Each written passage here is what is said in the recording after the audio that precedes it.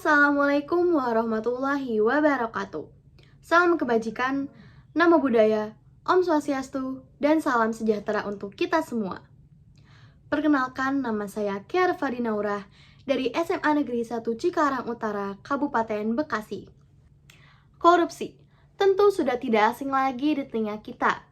Menurut Kementerian Keuangan, korupsi adalah perbuatan yang buruk seperti penggelapan dana, penerimaan uang sogok, dan lain-lain.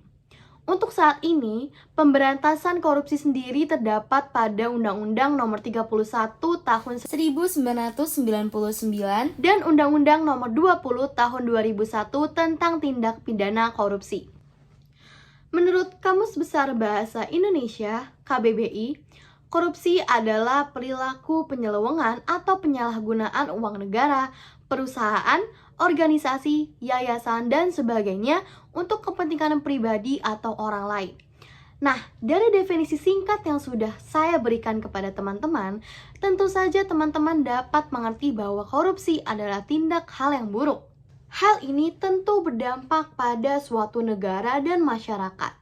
Ada beberapa dampak negatif khususnya bagi negara dan masyarakat, seperti menurunnya tingkat ekonomi suatu negara, menurunnya investasi, tingkat kemiskinan yang sangat tinggi, dan juga untuk masyarakat sendiri, hak-hak kita akan kembali tersendat akibat uang yang tidak tersalur dengan baik.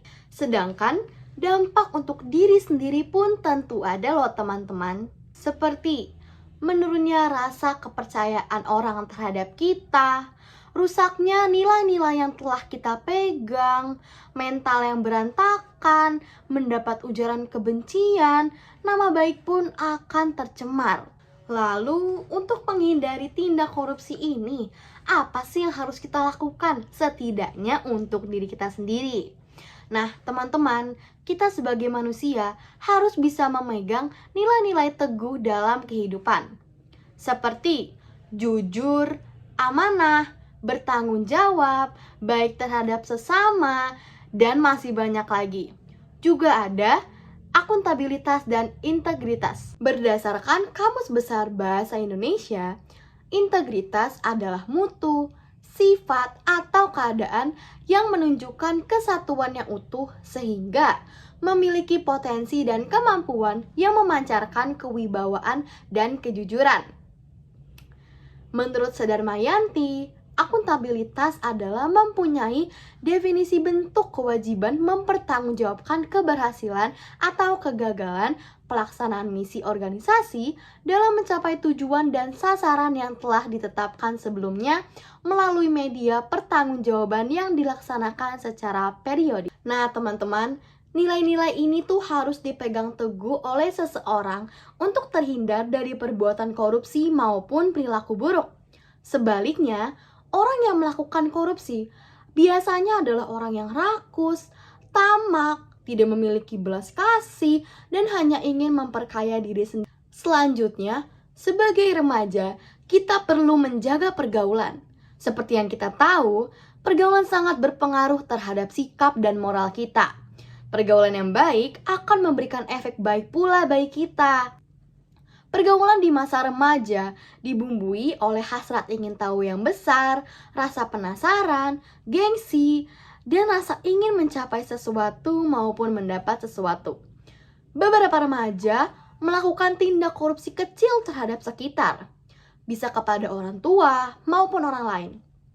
Dimulai dari kekuasaan, jabatan, uang, dan masih banyak lagi.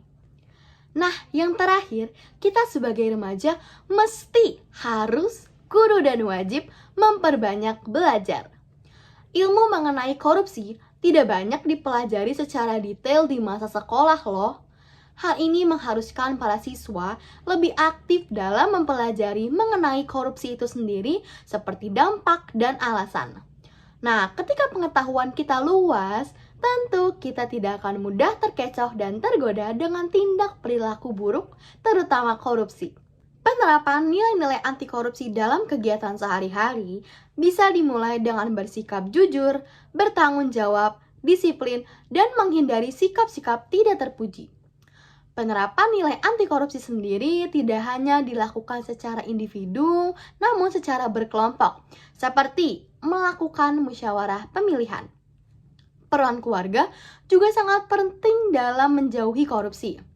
Dengan bimbingan keluarga, anak akan jauh dari sikap korupsi dan mengerti akan peraturan yang ada. Dalam kehidupan sehari-hari, kita dapat mengetahui mana perilaku korupsi dan tidak. Jika kita merasa ragu, kita bisa bertanya kepada guru ataupun ahli hukum. Oleh sebab itu, pendidikan tentang sadar hukum harus lebih ditingkatkan lagi dan mesti diperkenalkan lebih dalam lagi kepada para siswa. Seperti mengikuti kegiatan seminar, webinar mengenai korupsi, mengikuti pelaksanaan pendidikan anti korupsi, mengikuti sosialisasi anti korupsi, memperingati Hari Anti Korupsi dengan memposting poster ataupun quotes-quotes menarik. Dan tentu masih banyak lagi kegiatan yang dapat kita lakukan untuk menghindari korupsi dan menegaskan kembali sikap anti korupsi pada zaman era digital. Teman-teman, penjelasan yang sudah saya berikan tadi semoga dapat diterima dan diserap dengan baik, tentu dengan diterapkan kepada lingkungan di kehidupan sehari-hari. Remaja dan siswa Indonesia, generasi emas, generasi muda, tentu bisa. Hukum adalah jalannya. Sekian, terima kasih. Wassalamualaikum warahmatullahi wabarakatuh.